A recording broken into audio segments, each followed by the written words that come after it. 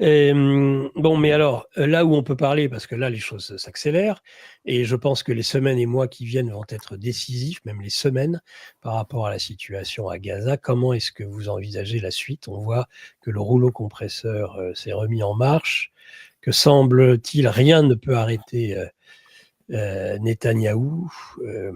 En tout cas, déjà dans le versant, on parlera de l'Iran après, si vous voulez bien, Oui. dans ce versant Gaza. Alors, Netanyahou est dans une course en avant. Alors, quand vous dites que rien ne peut l'arrêter, je ne dirais Rien pas ne ça. semble. Rien Il ne semble, semble ouais, pouvoir rien l'arrêter. ne semble. Mais quand on y regarde de plus près, en fait, il y a beaucoup de forces qui peuvent l'arrêter, et c'est justement pour cela qu'il accélère le mouvement. Vous avez un début de rébellion dans l'armée israélienne, où il y a une pétition s'opposant à la guerre à Gaza. Il y a déjà plus de 700 signataires de cette pétition, y compris des officiers supérieurs, des généraux. Donc il y a une fronde anti-Netanyahou, même plus générale, contre le gouvernement actuel venant de l'armée israélienne, qui est épuisée, hein, parce que c'est pas par humanisme, hein, que les militaires israéliens veulent mettre un terme à la guerre à Gaza, au massacre à Gaza, c'est parce qu'ils essuient des pertes importantes. Il y a aussi, on en a déjà parlé, il me semble, le lâchage de Netanyahou par les États-Unis, puisque Donald Trump a passé un accord avec le Hamas pour obtenir la libération d'un Américain, en fait un Oui, soldat israélien à la nationalité américaine, dans le dos du gouvernement israélien. oui. Il a aussi passé un accord avec les Yéménites pour qu'ils cessent d'attaquer les navires américains, mais il n'a pas inclus dans l'accord l'arrêt des attaques contre Israël. C'est ça. Donc, donc concrètement, Trump laisse les Yéménites bombarder Israël. Il y a eu des déclarations, notamment de Netanyahou, qui a dit qu'il fallait se débarrasser de la dépendance d'Israël vis-à-vis des États-Unis. Et donc, vous avez une fronde, pas seulement militaire, mais politique en Israël, avec une forte opposition d'une partie de la population israélienne, et aussi la Cour suprême en Israël, qui s'oppose d'abord au limogeage du chef du Shin Bet et à la désignation d'un nouveau chef du Shin Bet Oui. par Netanyahou. Donc là, il a annoncé le lancement de son opération, les chars de Gédéon. Il le fait parce qu'il est véritablement dans une course en avant. Il essaie de déclencher une guerre contre l'Iran en menant des frappes contre les sites nucléaires pour contraindre les États-Unis à rentrer en guerre contre l'Iran. Il le fait aussi pour sauver sa tête, puisque la prison l'attend. Il a plusieurs affaires judiciaires sur le dos, et il pourrait très bien se retrouver en prison. Donc il est dans cette course en avant, poussé par, on en a déjà parlé de nombreuses fois, notamment dans notre ouvrage avec Pierre-Antoine Plaquevent, il est poussé par les messianistes, les ministres messianistes autour de lui. Voilà. Oui.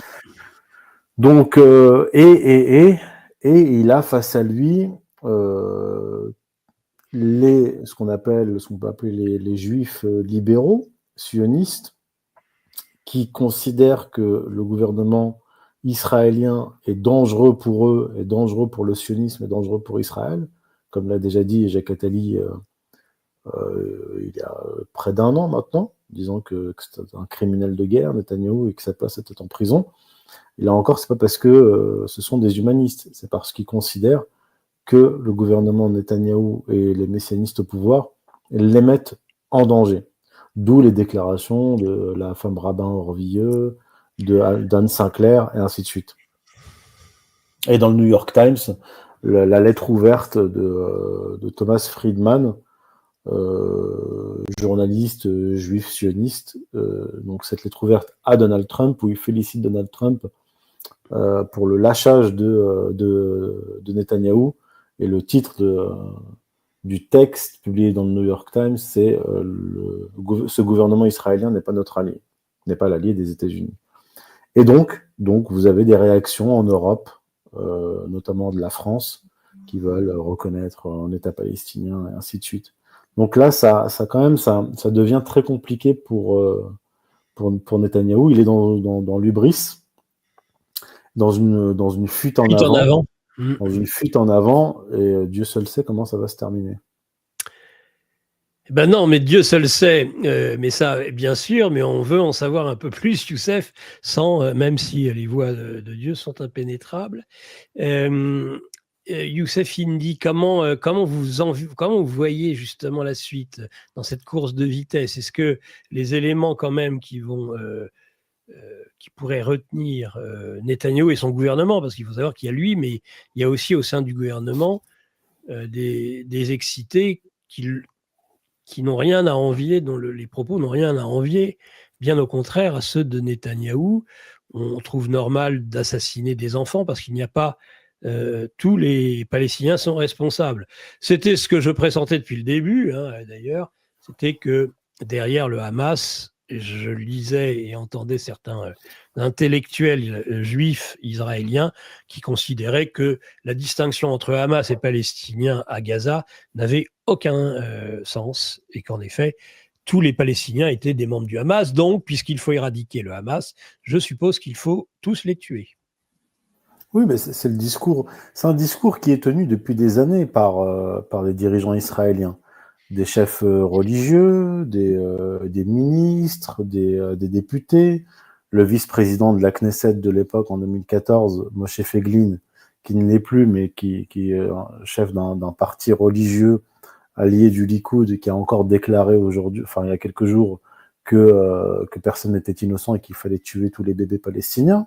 Voilà. Donc encore un appel au génocide. On a eu Ovadia Youssef, le grand rabbin d'Israël, qui a une influence très très importante, qui était fondateur et guide spirituel du Chasse, le parti Chasse très influent en Israël, qui disait qu'il fallait annihiler les Palestiniens. Ayelet Sheked, qui était député, ministre de la Justice, ministre de l'Intérieur, qui avait déclaré, donc il y a plusieurs années, bien avant le début du génocide, qui avait déclaré qu'il fallait tuer toutes les mères palestiniennes parce que c'est elles qui portent dans leur ventre de futurs terroristes. Moshe Feiglin, qui en juillet 2014, a publié un rapport avec ses solutions pour Gaza durant le bombardement de juillet 2014, où il disait qu'il fallait raser Gaza, ne pas tenir compte du bouclier humain, et ne pas tenir compte de ce qu'il appelait la population ennemie. Population ennemie, pas Hamas ou je ne sais quoi. Et il disait qu'il fallait expulser tous les Gazaouis vers le Sinaï pour finalement coloniser Gaza. Il dit les Juifs coloniseront Gaza et ils y resteront jusqu'à la fin des temps.